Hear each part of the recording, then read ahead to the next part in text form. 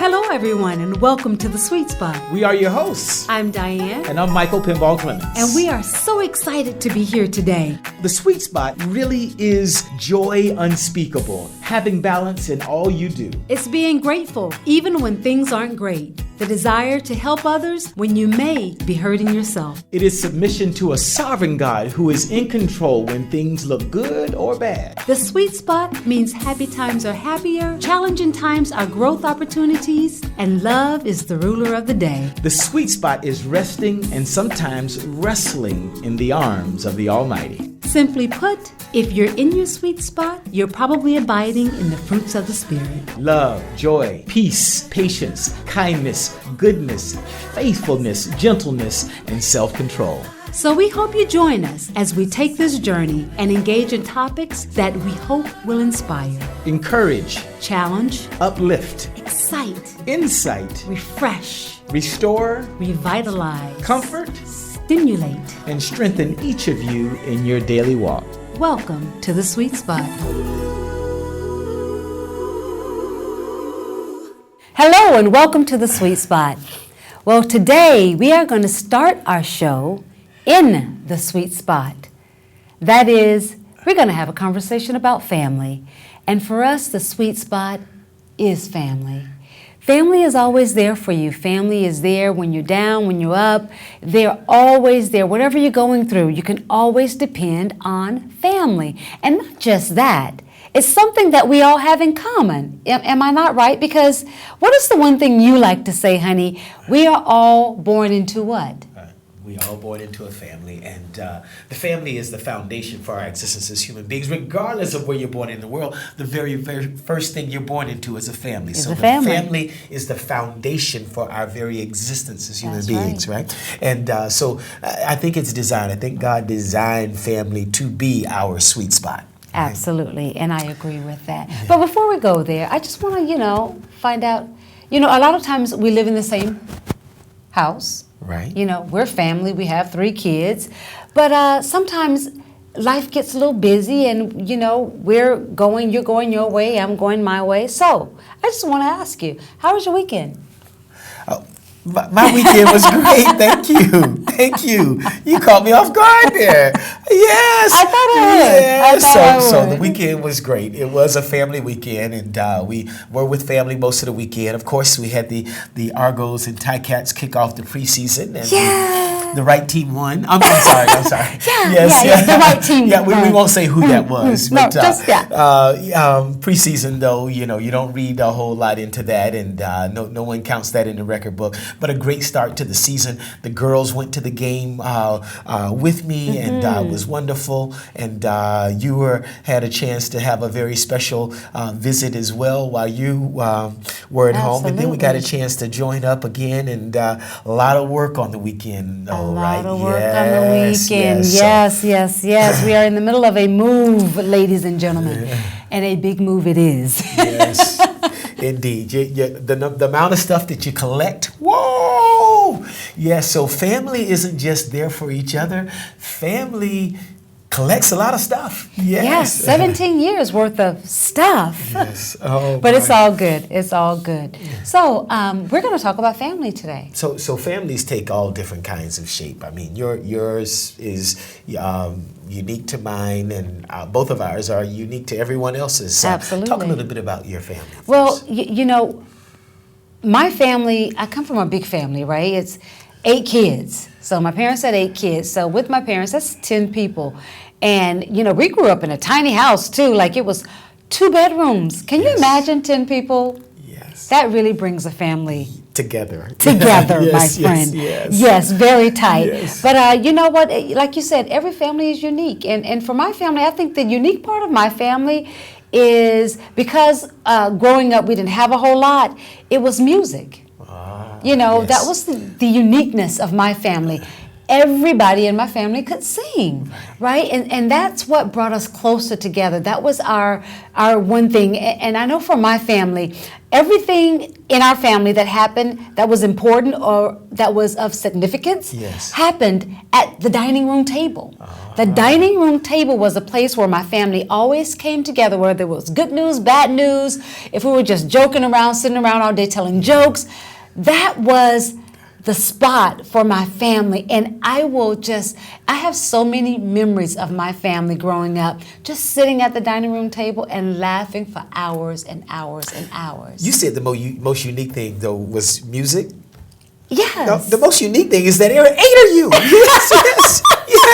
Yes, and 10 including mom and dad. Well, you don't find that too much anymore, no, do you? Not you at don't all. find that often. Yeah. I thought I was going to get 8 from you, but we decided to take it easy, huh? Yes, whatever God decides. Yes. I couldn't imagine having 8 kids, babe. No, thank you. I'm good. Well, God blessed us just right. Yes, very good. He certainly, because the ones we have are perfect for us. That's right. Absolutely. That's right. I, on the other hand, come from a different family. My mom was mainly a single parent. Yeah, that's right. For the first 14 years. My little sister is 15 years younger than I am. Right. So I should say my mom was married when I was 14, and then my little sister came along when I was 15. Often that understates the significance of my dad when I say that. My dad actually married a lady who had 5 kids, my stepmom, and she had 5 kids, very sweet and big family. They had, and then they had 2 kids together, so they had 7 kids. Yeah, not quite 8, but so you had a lot of kids in your family as well. Well, not necessarily in my family, like in the house. So it wasn't the same. Exactly, right? It's not the same. So again, everybody's unique. So we had he had 5 kids that he helped to raise, and then he had 2, and then along the way another one came along. That's right. So I have another brother. Who is name's Chap, and so I should say the original 2 kids he had, my sister Alva and Lil Willie, Lil Junior. That's right. And then there's Chap between them, and so Chap was outside the marriage. But again, I don't, not here to try to cast a negative light, because my dad was a hero in his community. Absolutely. He didn't get it all right, just like we all don't get it all right. That's right. He was a real hero in his community. He eventually remarried, and I have another little brother, my youngest brother, Lil James. That's and, right. So just wonderful, and his wife. His second wife, Faye, also had 1 child as well. So we come from this Very modern day extended family. Yes. So many different pieces, but I didn't grow up with any of them. That's right. Except my little sister, who my mom had, whose name is Kelly. And so we tried. I'm terrible at staying in touch. I think we all tough. are. And especially being away in Canada. So terrible at that, but it's amazing the bond and how much you love them and the connection you feel, even though you don't see them or talk to them as often as you want to. And but there's not anything I don't think I could call up and say right now to any of my brothers and sisters. And it's just God. Yeah, God, there's something about family. There's that connection.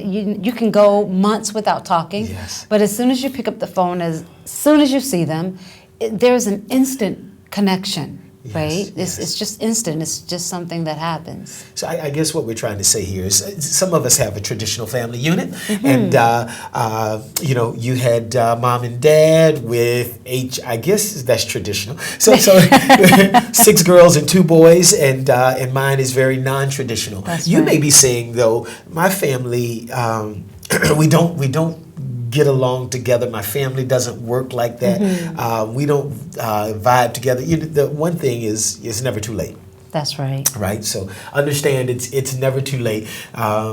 Just it starts with picking up the phone and making a call and reaching out and loving and these embracing. days, sending a text. Right? Yes, that's right. That's right. Yes, just a little text, a little teaser to just kind of say hi, and then as well, sometimes.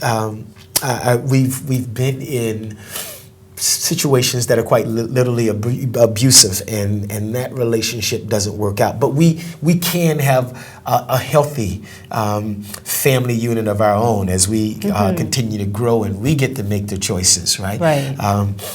Desmond Tutu said, "You don't choose your family, right? That's they are right. a gift from God. 100%. But he also says you are a gift to them as well, right? And so you may be that person that God has chosen to bring your family together and to begin to make that happen and to build a better tomorrow. Further to that, right? In building your own family, we can learn from both the good and the bad, right? There are things that our parents taught us that were wonderful, and there are other things, quite honestly, that I learned not to do, right? And because nobody's perfect, right? So there are things that you learn and say, these are things, this is what I want my family to look like. And sometimes there are things that I said, hey, I don't necessarily want to do that, right? My stepdad, I love him, and he was so supportive. But one thing he did was drink, and that was one of the things I decided not to do, right? But he was such a hard-working man. I wish I could work as hard as he could. So I was able to, to kind of make the choice maybe not to drink. But I don't know if I work as hard as he did. He was so diligent and getting up early, and he was a machinist, and he had his own business as well, and my father the same way, right? He was also a very hard worker. So maybe I did get a little bit of that from them. Maybe I think you did. So maybe you did. not as hard as they work, but maybe we got I think a you little did. bit. Yes, even in a very You're okay unique, in that department, honey. Yes, even in a very unique makeup, right? Even in a very unique makeup of a family, we were able to grow and learn and prosper. Right. Very good. Very good. And I think God brought us together as family to be that first witness of Him. He's referred Himself as the bridegroom. That's right. And He the bride, and set up that relationship where we can love and be accepted unconditionally, giving us an image of how He loves us. Not the perfect image, but an image of how He loves us. And I believe that relationship is based on faith. Absolutely. Right, Absolutely. right. Now, can I throw this question out? Yes. When you talk about family and growing up in the same household and, being there for one another, is family only through blood? Like, is family, do you have to have a bloodline for family? Or, because I know I have friends that I am so close to. They're my family. I don't even consider them their family. I don't even call them friends. They're family because our bond is so tight. They're always there for me. I can pick up the phone anytime of day, night. They're my family. Is that okay to do, or is... Well, I don't know if there's a scripture that addresses that specifically, but I would, for me, I believe that God illustrates the example. Right, He gives us the example. He puts family in there as this close. So when you give birth to someone, there's a natural closeness. But I think that's what He wants us to do with everyone. Right.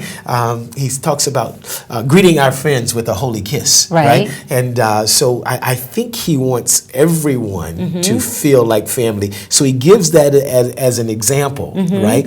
But He calls us brothers and sisters in Christ, right? And so I believe that family unit that we have there, that stay together, that you come from the same blood, is the example, right? But I also, when we think of some of the language, He says, as we become children of God, we are so the Jewish faith, right, was a bloodline. Right, that's right. Right? But then He said we are adopted as sons, right? And somehow, right, that almost feels more special, right?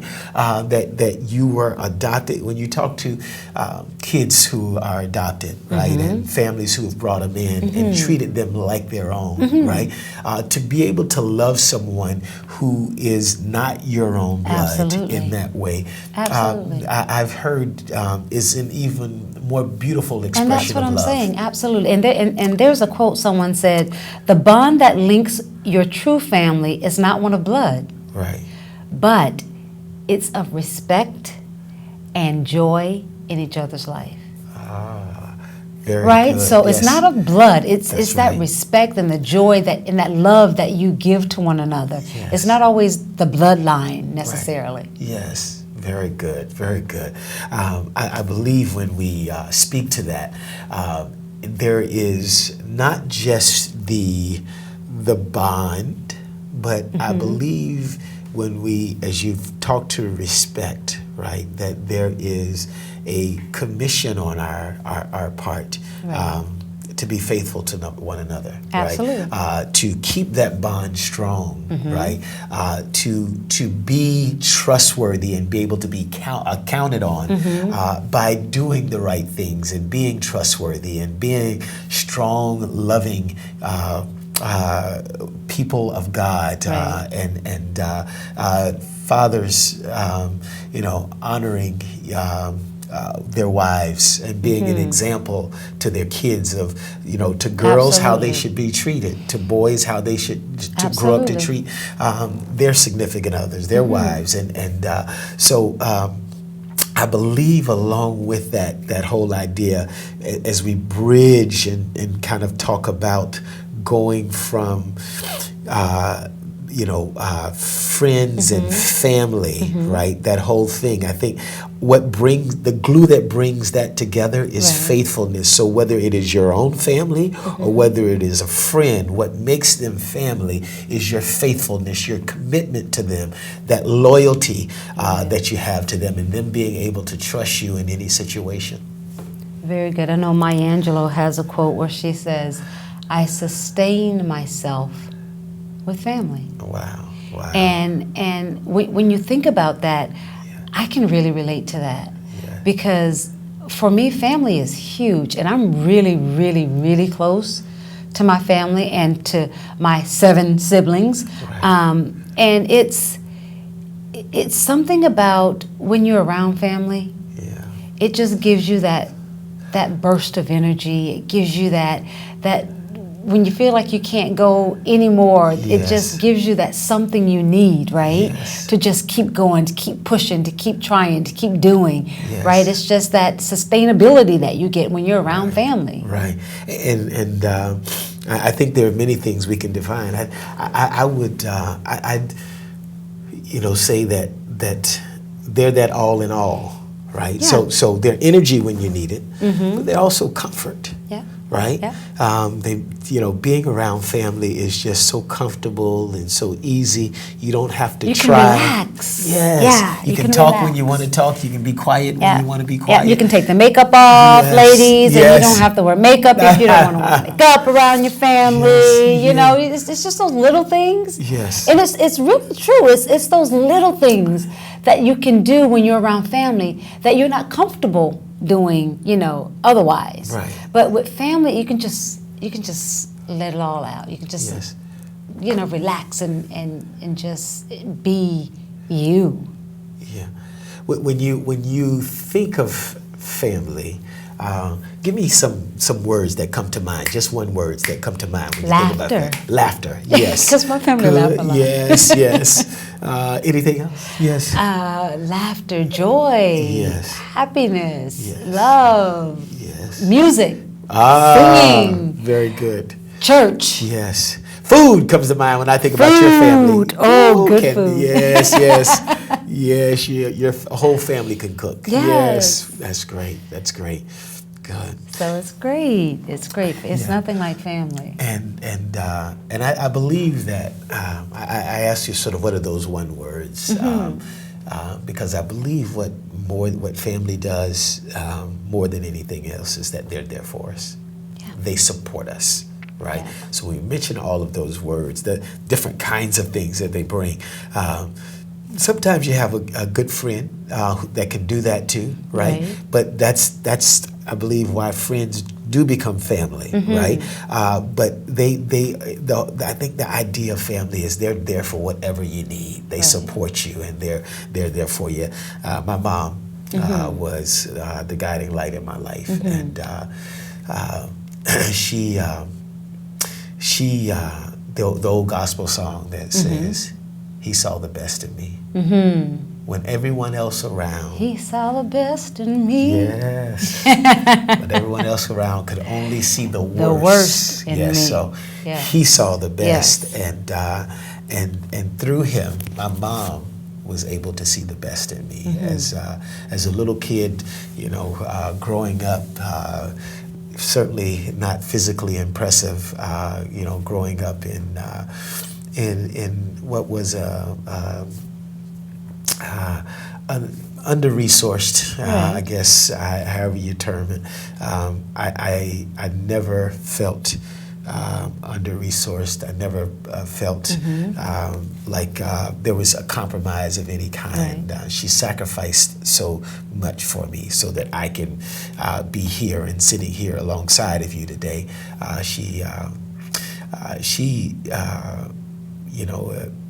When I think to family and how it makes us react, whether that is a natural blood family or those who become like family, right?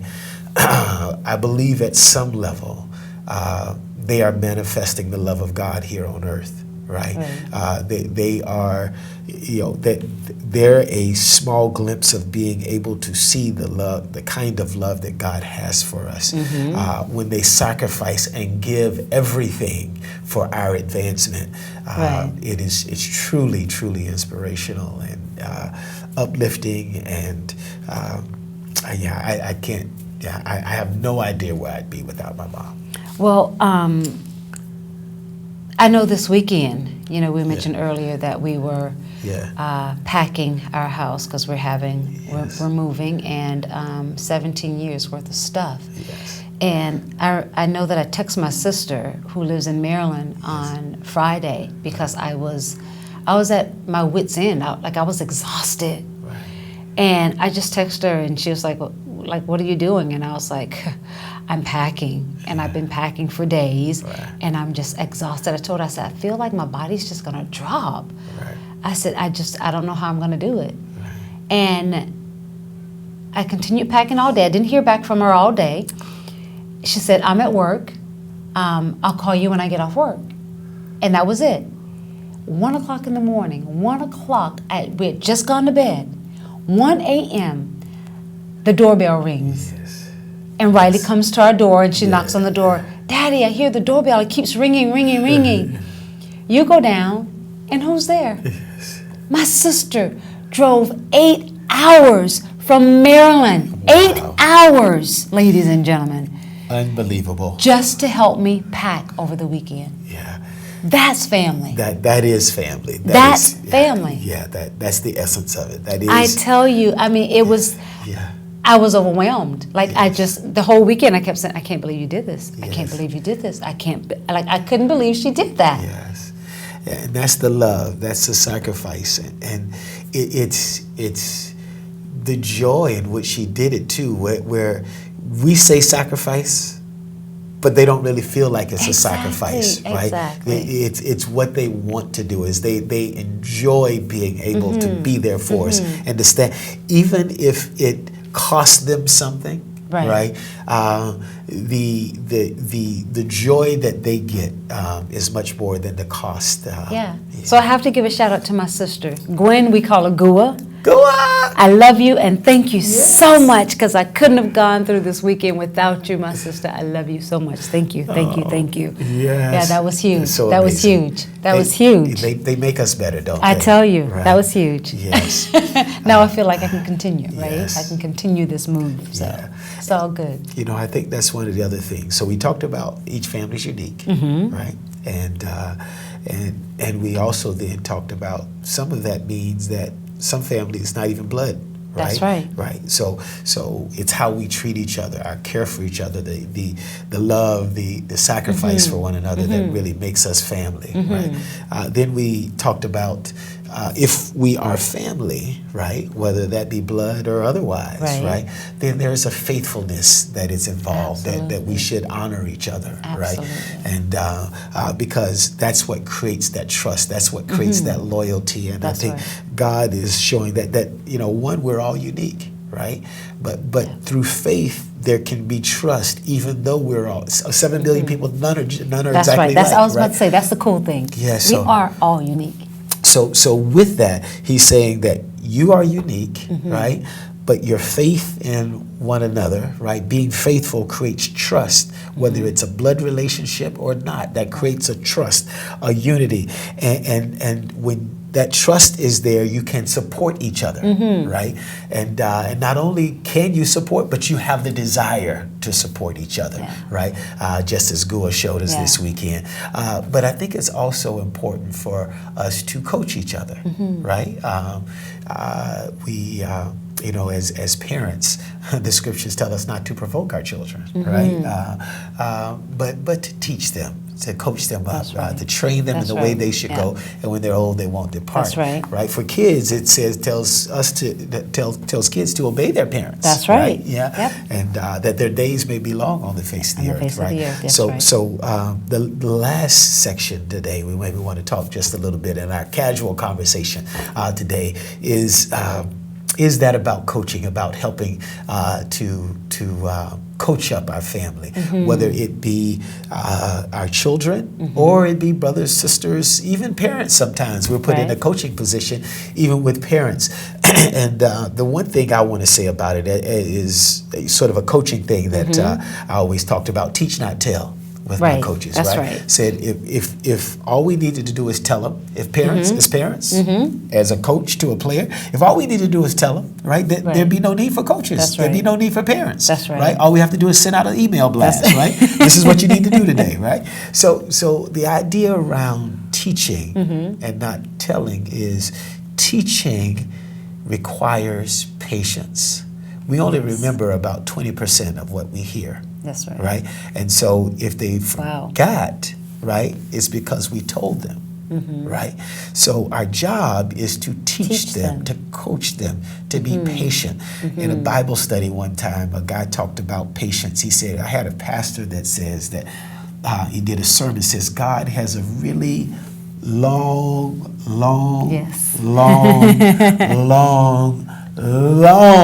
nose, and he breathes slowly. Yeah. Yes. So being patient with one another as we coach, as we teach, as we help each other to grow. I think the number one thing is making sure that we do that in love, with patience, with kindness, that we understand that teaching isn't telling someone and thinking that it's going to change overnight, but it's being patient enough to be there and to love on them and to allow them to learn at their pace. There's a quote that says, the only rock I know that stays steady, the only institution I know that works is family. Right. And just what you're talking about, it's an institution. You're teaching, you're learning, you're giving, it's a combination of things. No doubt about it. And as you speak to family, and being that institution that it's important to say, right, before we close, that in every situation it doesn't feel like this, and every family goes through tough times and goes through challenges, right? But you need to know that family forgives. Family's there for each other. Family can change, right? Family has that desire to work it out and to make it right and to get it right. And so I guess one thing we want to say to you is, one is to understand that family is so important, right? But to two, if it's not working out right, maybe that's your job. Make it work. Yeah. Be the bridge and not the fence, right? Don't be the one who says, oh, this is so high, I can't climb it, or obstruct the unity of your family. Be the bridge that connects your family together. Well said. Well said. And as always, we want to thank you so much for joining us today here on The Sweet Spot. And we're going to end with the words of Edward Everett.